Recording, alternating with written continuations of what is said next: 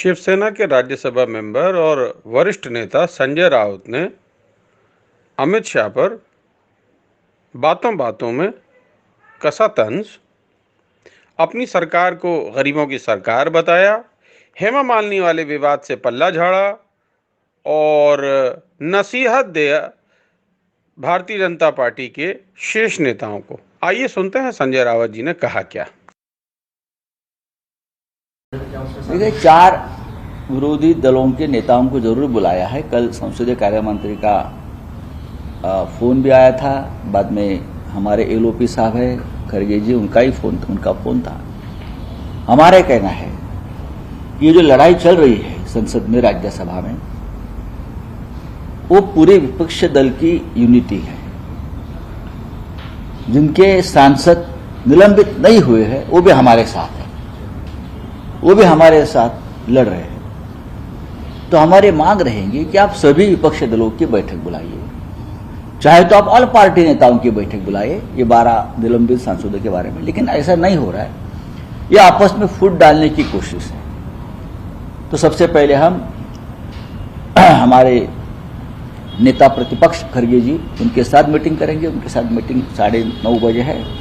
उसके बाद 10 बजे वाली मीटिंग के बारे में क्या करना है, क्या निर्णय लेना है, हम वहां निर्णय लेंगे और बाद में सोचेंगे। सर, कल केंद्रीय गृह मंत्री अमित शाह पुणे में थे। उन्होंने कहा है कि सत्ता की लालच में शिवसेना ने जनता से विश्वासघात किया है, आपको चुनौती दी है कि वो हिंदुत्व के बारे में भी सवाल उठा है। देखिए, मैं एक आपको बताना चाहता हूं कि देश के गृह मंत्री को कुछ काम नहीं होगा देश में, तो आपको मैं उनके पास कानून की सूची भेज दूंगा मेरी पार्टी की तरफ से कि देश में लॉ एंड ऑर्डर और भी बहुत से मुद्दे हैं। कर्नाटक में जाइए, छत्रपति शिवाजी महाराज के अपमान के बाद वहां के लॉ एंड ऑर्डर की सिचुएशन बहुत खराब हो गई है। अब देख लीजिए, महाराष्ट्र में हमारी सरकार बहुत ही ठीक तरह से चल रही है और हमने हिंदुत्व का विचार न कभी छोड़ा था न छोड़ेंगे, ये भी अमित भाई को मालूम है।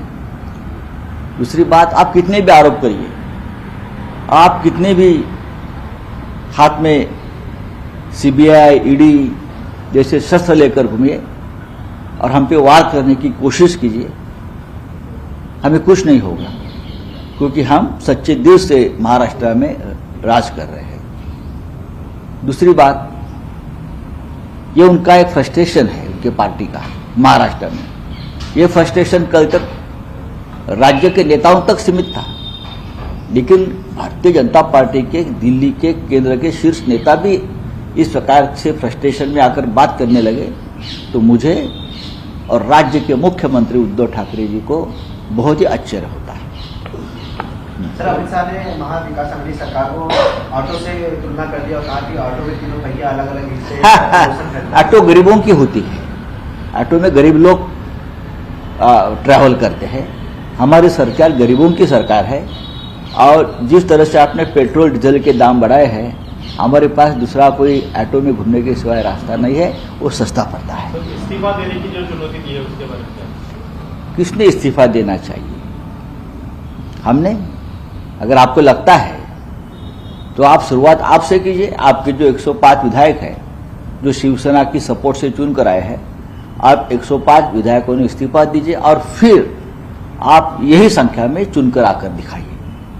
एक आखिरी सवाल, आपके विधायक गुलाब राव पाटिल, उन्होंने अपने कंस्टिट्यूंसी में रोड का तुलना हेमा मालिनी यादव से क्या की? उस तरह देखिए, इस प्रकार की तुलना देश में पहले भी हुई है, आप उससे सकारात्मक ढंग से लीजिए। ये हेमा मालिनी जी का आदर है, ये हेमा मालिनी जी का आदर है, एक कलाकार का आदर है, ये समझ लीजिए। हर विषय में आप इस तरह से नेगेटिविटी लाते हो, ये ठीक नहीं है। उससे पहले आपने देखा होगा कि लालू जी ने भी एक भाषण में कहा था, बहुत से नेताओं ने ऐसे उदाहरण दिए हैं जो लोगों को समझ में आते हैं। लोग हेमा मालिनी जी से बहुत ही रिस्पेक्ट और प्यार करते हैं, हम भी करते हैं और हमें ज्यादा मालूम है। धन्यवाद।